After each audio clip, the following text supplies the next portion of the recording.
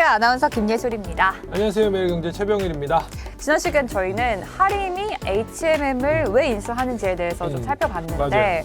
만약에 인수를 하게 된다면 어떤 효과를 저희가 기대할 수 있을까요? 해운업에서 주요한 자산 중에 하나는 고객들의 명단일 거예요. 그렇죠? 그런 류에서 이제 그런 큰 화물들 하는 뭐 석탄이든 시멘트든 이런 류의 그 화물주들에 대한 정보와 또 이제 그 컨테이너에 대한 정보들 이런 것들도 같이 공유할 수 있을 거고, 또 하나는 그 해운업에서의 또 자산 중에 하나는 항로 개척이잖아요. 항로 개척. 그러니까는 근데 예전에 예를 들면 벌크선의 경우에는 그래도 그 클라이언트 숫자들이 제한돼 있다 보니까 항로들이나 어떤 항구나 이런 것들에 대한 접점들도 제한적이었을 텐데 컨테이너선을 가지고 있으면 정기적으로 그리고 또 되게 번화한 항구들에 대한 접점들, 네트워킹들이 많이 생기기 때문에 이 네트워킹들을 그룹사 전체적인 차원에서 공유할 수 있으니까 시너지들이 생기는 거겠죠. 해운사에 대한 장점은 알겠어요. 근데 하림으로 인해서 HMM이 좀 장점을 가져갈 수 있는 게 있을까요? 원래 HMM의 전신 이름 네. 뭔지 아세요? 뭘까요? HMM이 현대상선이에요. 사실은 우리나라에서 해운업에 있어서 제일 장자였죠. 네. 였는데 이제 97년도 외환위기 이후로 이제 계속해서 자금난, 재정난, 유동성 그런 것들을 겪으면서 이제 가버넌스의 문제들이 있어서 좀 이렇게 쪼그라들어 있었지만 어쨌든 제일 전통적인 그런 선박 회사였고 했는데 요는 네. 그래서 이 HMM의 가장 큰 장점은 오랜 업력, 네. 그 다음에 네트워킹인데 가장 큰 약점은 재무 구조 때문에 재정 건전성 때문에 고생을 했었는데 그걸 획기적으로 이렇게 개선할 만한 방안들, 대안들이 없었는데 이번에 인수합병을 하게 되면 하림이 재력이 너무 튼튼해졌어요. 이번에 이제 완성이 되면 HMM을 완성하게 되면 이제는 CJ보다도 자산 규모가 더 커져요. 42조로 CJ보다 네. 더 크면서 지금 재계 13위가 되는 거거든요. 근데 사실요, 이 인수와 관련해서요, 음. 부정적인 측면들도 많이 있어요. 예를 들어서 고래를 삼킨 새우다, 뭐 이런 얘기가 나오죠. 인수를 하면 분명히 좋긴 하겠지만 이렇게 많은 자금을 충당할 수 있냐, 이런 기술력을 가지고 있냐, 뭐 이렇게 얘기가 나오는데 어떻게 생각하시나요? 지금도 어쨌든 보면 뭐 STX 인수했던 돈보다 최근 3년 동안 영업이익만 합쳐도 인수한 돈 이상 그 정도군요. 벌어들였기 때문에 재정 구조에 있어서 재정 건전성에 있어서는 충분하고 또 이번에 또 특이한 게 그 자금 조달 방안으로 대안으로 네. 사실은 연구체 발행하기로 해서 재무적인 부분에서 전략들은 잘 짜셨고 그래서 사실은 이번에 우선협상 대상자로 선정이 됐었던 이유 중에 하나도 그 자금 조달 부분에 있어서도 되게 안정적인 부분들이 있었던 거죠. 인수와 관련된 자금은 충분하다라는 말씀이시죠? 그리고 저기 하림 혼자서 이번에 인수를 하게 된 것이 아니고 그 컨소시엄으로 같이 또 금융회사와 함께 그 인수를 하게 돼서 뭐 그런 여력에 있어서는 좀 여유가 있지 않을까 싶은데요. 근데 또 문제가 있잖아요. 그렇죠. 문제는 지금 사실은 우리 승재 저도 얘기도 했지만 지금 그냥 모양새만 보면 사실 나쁘지 않아요. 네. 앞에서 얘기했지만 벌크선과 컨테이너 선이야.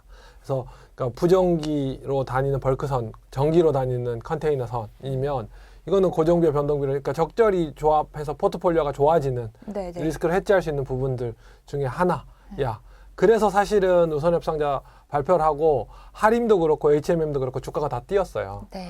통상적으로는 너무 터무니없거나 아니면 오너께서 좀 이렇게 나는 재계 서열 몇이야의 욕심으로 그냥 몸집 부풀리기식 비관련 다각화를 위한 너무 개연성이 없는 인수합병을 한다라고 했을 때는 오히려 주식시장이 주가가 떨어지는 그런 형태가 있는데 어쨌든 시장 전체에서도 이번 인수는 리즈너블하다 그리고 가능성이 높다라고 해서 인수하는 회사나 합병 나가는 회사나 다 주가가 올랐어요. 그런 네. 부분에서 긍정적인데 하나 제가 생각하기에 제일 이슈가 될 부분 중에 하나는 네. 어찌되었든 기업을 인수하는 데 있어서는 제일 중요한 거는 자금이고 네. 유동성인데 그 부분에 있어서는 하림은 어쨌든 그 닭고기라는 육류라는 필수재 안정적으로 현금 흐름이 나올 수 있는 산업을 가지고 있고 그동안의 STX도 사실은 수익이 좀 어느 정도 많이 났었고 그래서 충분히 유보자금은 있는 상태이긴 하지만 고금리 기조로 가고 또 시중의 유동성이 줄어들면 장사는 없으니까 사실은 어쨌든 레버리지가 많이 갈 테니까 그런 부분에서는 부담이 많이 될 수도 있고 전문가들이 예상하듯이 네. 그러니까 물류